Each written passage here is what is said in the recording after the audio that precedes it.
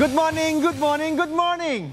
Friends, learners, leaders, berjumpa kembali dengan saya Eloy Zaluhu dalam program Smart Motivation. Dan minggu lalu kita sudah memulai satu tema yang luar biasa menarik, yaitu membentuk kepemimpinan berakhlak baik.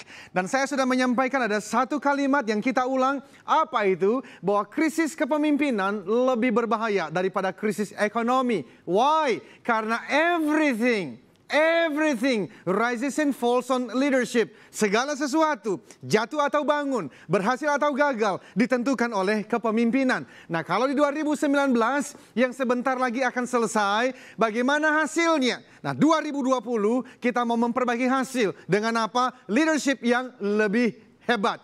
Minggu lalu saya sudah menyampaikan, sebagai seorang leader yang hebat harus memiliki minimal dua hal, yaitu karakter yang terpuji dan kompetensi yang teruji.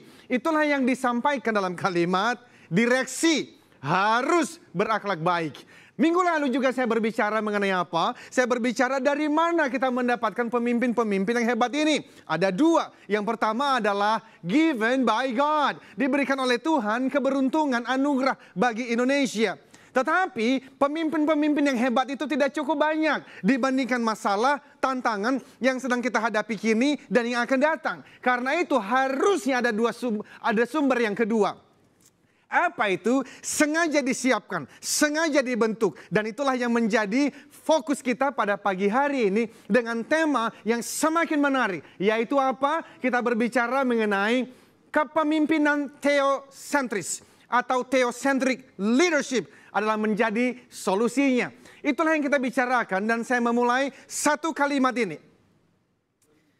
Jikalau Anda dan saya tidak pernah lahir, Indonesia dan dunia akan kehilangan sesuatu yang sangat bermanfaat. Saya ulang dan renungkan baik-baik.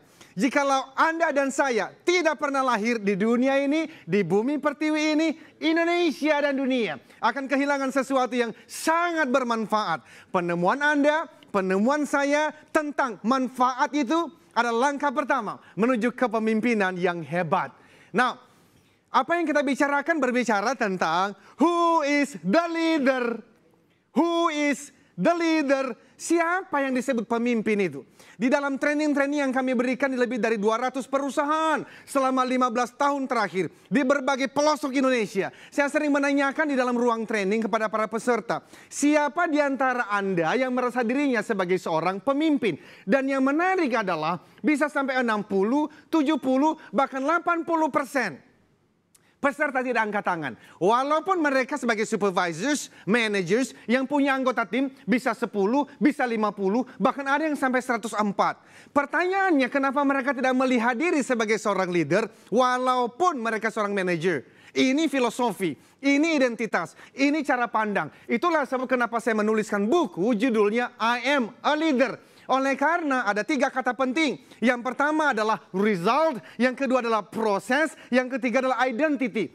Kita ingin Indonesia lebih baik. Kita ingin perusahaan kita mencapai target penjualannya. Kita ingin perusahaan kita maju, keluarga kita bahagia. Namun itu bicara mengenai result, hasil. Ada proses yang mesti dijalanin. Dan even walaupun kita tahu prosesnya, kalau kita tidak melihat diri sebagai seorang pemimpin yang hebat itu, kita tidak akan pernah menjalani prosesnya dengan baik.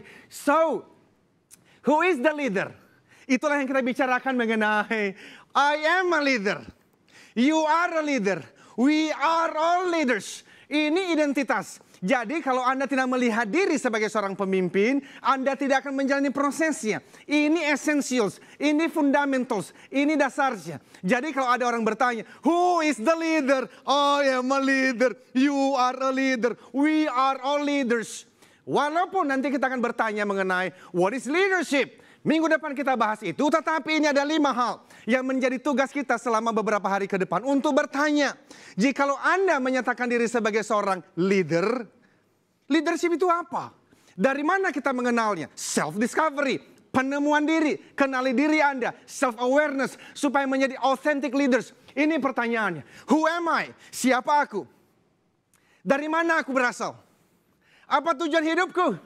Apa potensiku untuk berkontribusi bagi perusahaan, bagi bangsa ini, bagi dunia ini, dan ujungnya, where am I going? Kemana aku melangkah?